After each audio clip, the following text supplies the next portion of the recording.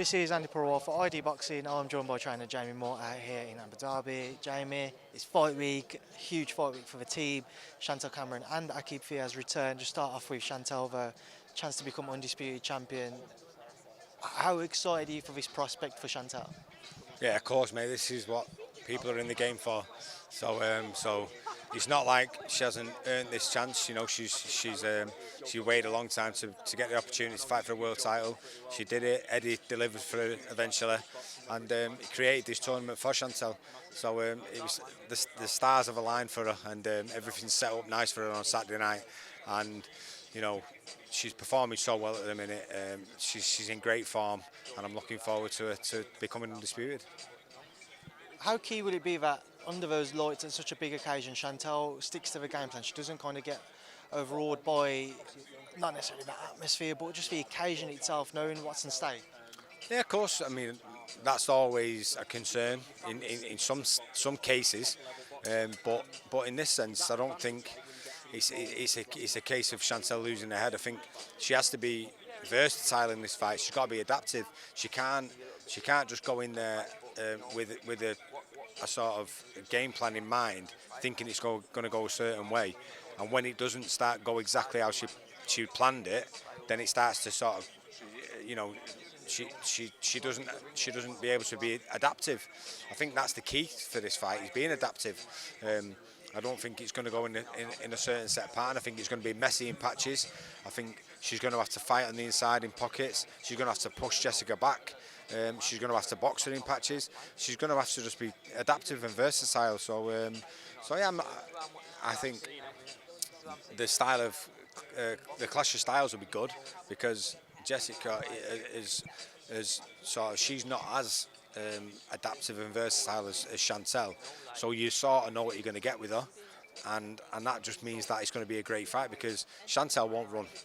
Believe me, Chantel won't run. She'll box in patches, but in other parts she's got to get respect. You can't just run against someone like McCaskill, because eventually they catch up with you, and then when they do, what you're going to do then?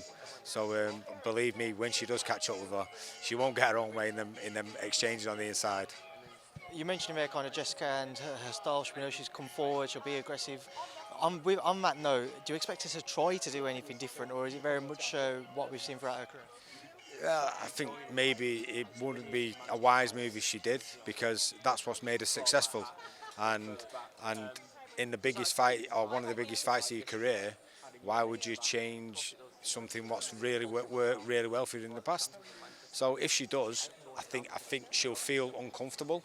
I don't think she'll be comfortable with it, and Chantel will be able to sense that. So again, you know, you can't plan for them type of things. You've got to be responsive to it in the ring on the night, and I'm sure she will be. For you guys and as a team, what would it mean for Chantel to lift that undisputed title above her head, and to be able to say that she's the best in the division?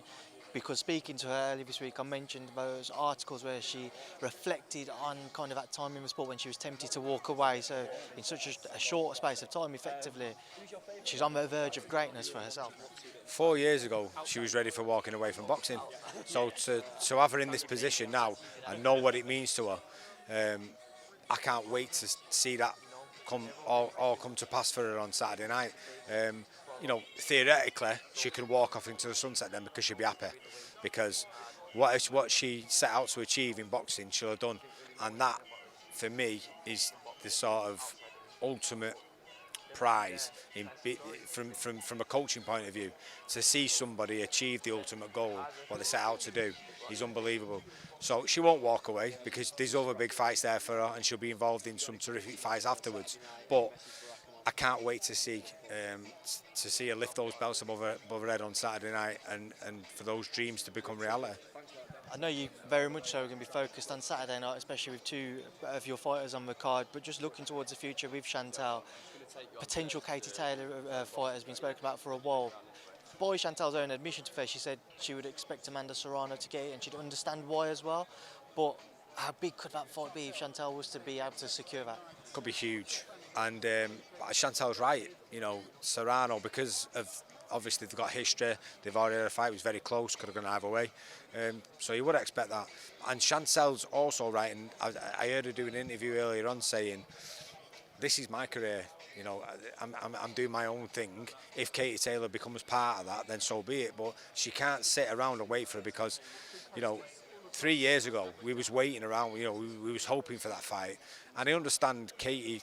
It was sort of the risk reward didn't balance for Katie at that point in time. Chantel was always a handful for everyone, yet the reward wasn't the same as it would be now. But it makes sense for Katie now as well. So let's see what happens. You know, if Chantel comes through on Saturday. We'll see where we're at, and if Katie's going to box at Croke Park, and it's not going to be Amanda Serrano, then what an event that would be, undisputed versus undisputed. What did you make of Katie's most recent performance this past weekend? Yeah, I thought it was a good, solid performance. I thought, you know, she was going in there with somebody who's not boxed at that type of level, and it was a bit sort of. Bit of a gamble really, but I thought she boxed really well. A couple of years ago, you were sort of looking at Katie thinking, is she on the slide a little bit? But she looks as fresh as ever the other night, and you can't ever sort of gamble with that on Katie Taylor. She's it seems like she went through that period and then come out the other side of it better for it through the experience. So yeah, you can never write Katie off. Jamie, also a huge night for Aqib Fiaz out here in Abu Dhabi. What are you hoping to see from him? Mate, what an experience this is for him. You know, he's 10 fights into his pro career, and he's already had some great experiences already. He's had great experience in the gym for the start as well. You know, with all the sparring he's had. But Eddie's, you know, done really well by him by getting him on some big cards, and now getting him out here in Abu Dhabi. So I'm looking forward to him performing, because this is the first time he's had a proper sports nutritionist on board. He had Kerry Kayes on board, and he's now working with Sam McKenzie, who works with Jack Catterall. So I've always said to him, I think one of the issues with you is you're not as strong as you are on the night as you have been during training in the gym, because you're not quite getting it right nutrition wise in the reload after the weigh-in and stuff, and he's done the weight so much better than he ever has this time. So I'm looking forward to his performance. Yeah. And just kind of moving forward, to get your thoughts on a couple of things, and an update, Catterall Taylor 2, or Taylor-Catterall 2 rather, just where do things currently stand? So I've been told they've done a deal. It's going to be in February. But as far as the venue, I'm here in Scotland, but it's not nailed down. I think it will be, because I think Taylor has sort of agreed to this fight when you know, in all honesty, he didn't have to do that. So if he's going to agree it, then I'd expect he's going to say it needs to be in Scotland. But I'm not worried about it being in Scotland, really not, because I think we was well received last time, and I think we'll be better received this time because of what happened last time. I think there'll be more neutrals there in terms of the fans, and I just think, like, when you look at Jack going to Scotland last time, and the way he dealt with the occasion and stuff like that, then you've got the judging to sort of take into consideration. I think they'll be under more scrutiny this time because of what happened last time. So I don't think, I've got no issue with going to Scotland for a few different reasons. And I actually enjoyed it up there last time. It's not like we've got negative memories about the experience. It was just the result in the end, and hopefully we'll go back there and make that change, put that right as well this time. Your thoughts on another fight which has been spoken about at the minute? Liam Smith and Chris Eubank Jr. are apparently in talks for a bout on December 17th.